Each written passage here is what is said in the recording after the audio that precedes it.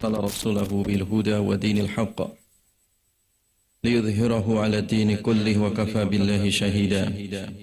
أشهد أن لا إله إلا الله وحده لا شريك له إقرارا به وتوحيدا، وأشهد أن محمدا عبده ورسوله الذي لا نبي ولا رسول بعده. اللهم صل وسلم وبارك على نبينا محمد وعلى آله الطاهرين الطيبين وأصحابه أجمعين ومن سار على نهجهم إلى يوم الدين. اللهم انفعنا بما علمتنا وعلمنا ما ينفعنا وزدنا علما. اللهم إنا نسألك علما نافعا ورزقا طيبا وعملا متقبلا.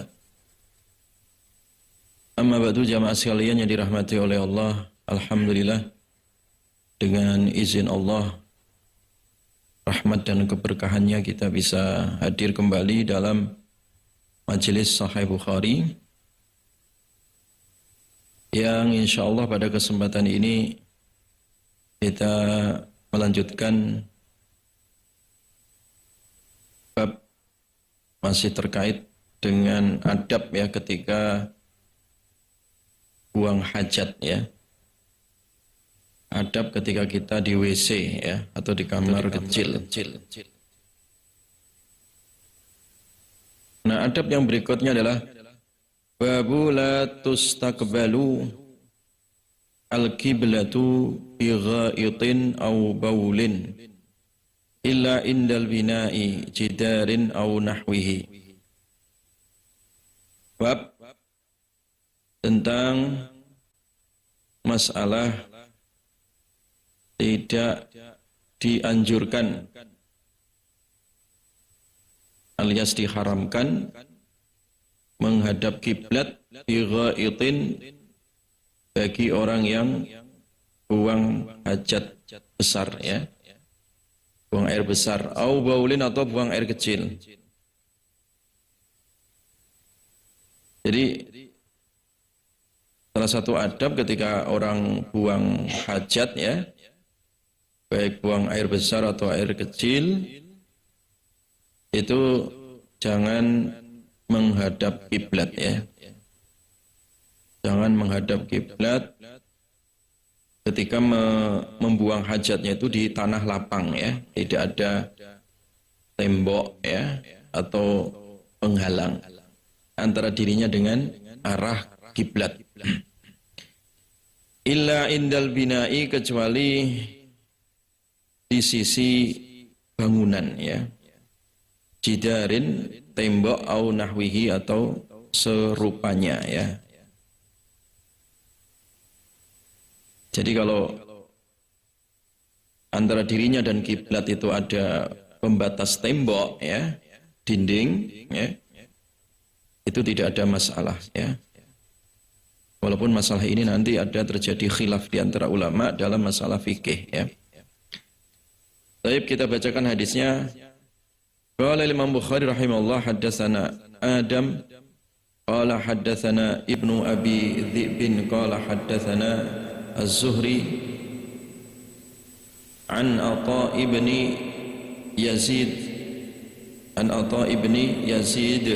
Al-Laitsi an Abi Ayyub Al-Ansari qala Rasulullah sallallahu alaihi wasallam idza ata ahadukum al-ghaita fala yastaqbil al-qiblata wa la yuwalliha dhahrah syarriku au gharribu. Idza ata ahadukum, idza ketika ata mendatangi ahadukum salah seorang di antara kalian al-ghaita buang hajat ya, fala yastaqbil maka jangan menghadap ya al-qiblata kiblat, wala yuwalliha dan jangan pula membelakanginya kiblat, zahrahu punggungnya.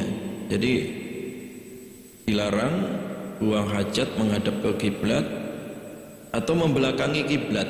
Jadi dua-duanya dilarang. Syarriku au gharribu, maka arahkan ke timur ataupun ke barat. Maksudnya itu arah timur ke barat itu jangan sampai kita menghadapkan badan ke arah kiblat atau membelakanginya, tetapi serongkan, ya, serong ke kanan atau ke kiri, ke timur atau ke barat, yang penting jangan menghadap apa? Kiblat atau membelakanginya, ya. Jadi itu makna daripada apa? Hadis, ya. Dan kita disunahkan itu, ya. Jadi kalau buang hajat hendaklah menjauhi arah kiblat atau membelakanginya. Ini menunjukkan mulianya arah kiblat, ya. Karena kita menghadap kiblat itu untuk kebaikan, ya, bukan untuk hal-hal yang najis atau hal-hal yang kotor, ya. Kalau untuk hal-hal yang kotor seperti buang hajat, hendaklah menjauhi dari arah apa? Kiblat. Tapi kalau untuk sholat, untuk membaca Quran, untuk kegiatan-kegiatan yang baik, hadapkan awalli wajhaka syatral masjidil haram, hadapkan itu ke kiblat, ya, hadapkan ke arah kiblat untuk segala kebaikan, untuk segala apa? Kebaikan, hidup maupun mati. Sampai orang mati pun disuruh menghadap kiblat, ya. Nah, itu sunnahnya seperti itu, ya. Jadi anjurannya seperti itu. Dan itu pendapat jumhur ulama, ya, ketika menjelaskan tentang masalah adab, ya, membuang hajat, maka mereka sepakat, ya, para ulama jumhur ini, baik Malikiyah, Syafi'iyah, Hanabilah, ya, untuk menjauhi dari arah apa? Kiblat, ya. Jadi arah kiblat ataupun membelakanginya, ya. Jadi kita disunahkan untuk menjauhi arah kiblat ketika membuang apa? Hajat, ya. Baik jamaah sekalian yang dirahmati oleh Allah Subhanahu wa taala. Dan larangan ini, ya ikhwah jamaah, itu ketika memang tidak ada penghalang, ya. Jadi misalkan orang buang hajat di tanah lapang, ya, sehingga antara dirinya dengan arah kiblat itu sama sekali nggak ada pembatas, ya, tidak ada tembok, ya. Nah, bagaimana kalau itu ada tembok, ya? Kalau itu ada tembok ataupun ada dinding, ya. Jadi ada penghalang. Maka di sini Imam Bukhari, ya, dan disyarah oleh Ibnu Hajar,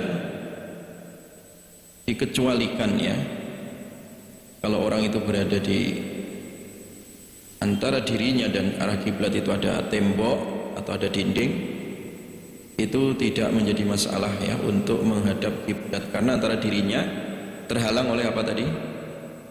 Tembok ataupun apa? Dinding, ya.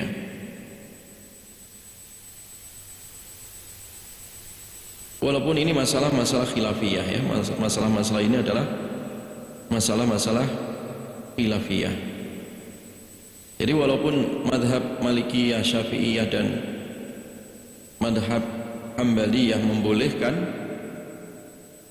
menghadap kiblat ketika ada tembok, ya, dipisah dengan tembok,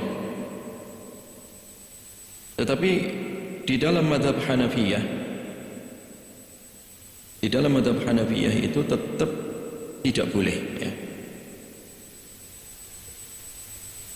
Makanya saya bilang tadi itu terjadi khilafiyah di antara ulama. Walaupun jumhur, mayoritas ulama membolehkan menghadap kiblat ketika buang hajat ketika ada tembok, ya, dihalang dengan tembok. Misalkan rumah, ya, di rumahnya WC-nya menghadap kiblat, tapi dihalang dengan tembok. Nah, itu menurut jumhur Syafi'iyah, Hambaliyah dan Malikiyah tidak ada masalah. Tetapi menurut pendapat Abu Hanifah itu tetap dilarang, ya, itu tetap dilarang. Jadi bagi ulama-ulama Hanafiyah melihat bahwa larangan itu berlaku entah dia buang hajatnya tadi di tanah lapang ataukah ada pembatas alias ada tembok, ya, dihalangi dengan tembok. Dan itulah yang dipilih oleh Syekhul Islam Ibnu Taimiyah, ya. Jadi dan ini yang lebih hati-hati sebenarnya, ya. Dan ini yang lebih hati-hati. Jadi apapun, kalau buang hajat mau ada penghalang ataukah tidak ada tembok, ya, tetap diusahakan jangan menghadap apa? Kiblat.